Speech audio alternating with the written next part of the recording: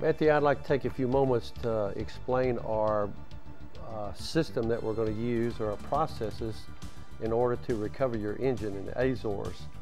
I know you have some questions, so as I proceed with this, and I've got the drawings here, you stop me and highlight some issues that is of concern. I know this is a complex project and you may have a lot of questions.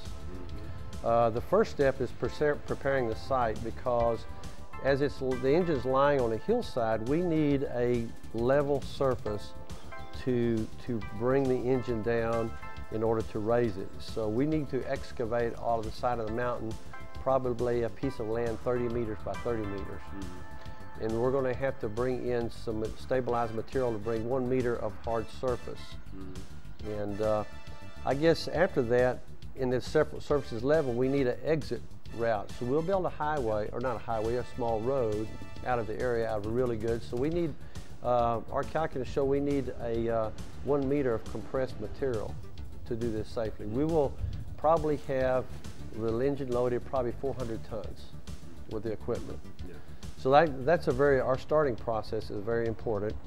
And in order to make it safe, because it's on the hillside, we're going to anchor the engine with some anchors.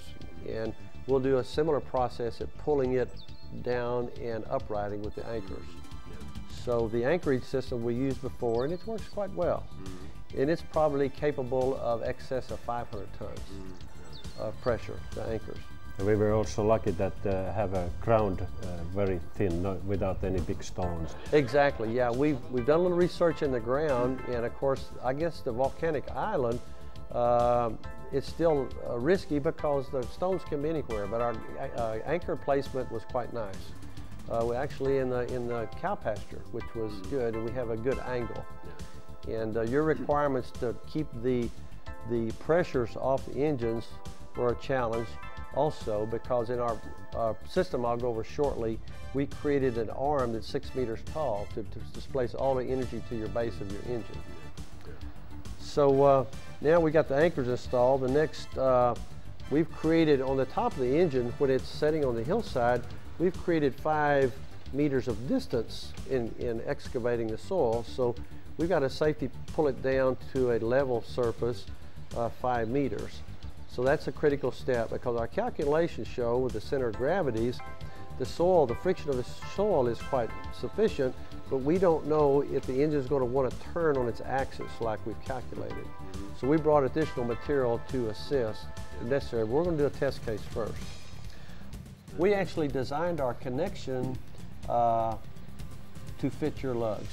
Right. Also, the connection to your engine base is we transmit all of the energy to your engine base. When we get the engine in an upright position, this connection automatically removes itself.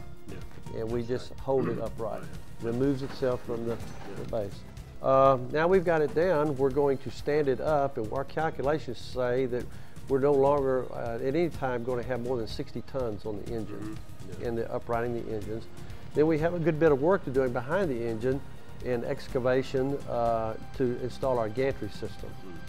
And have some drawings of the gantry system. We're going to use X members for stiffening.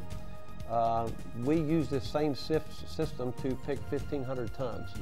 So it's more than adequate for the 390-ton engine.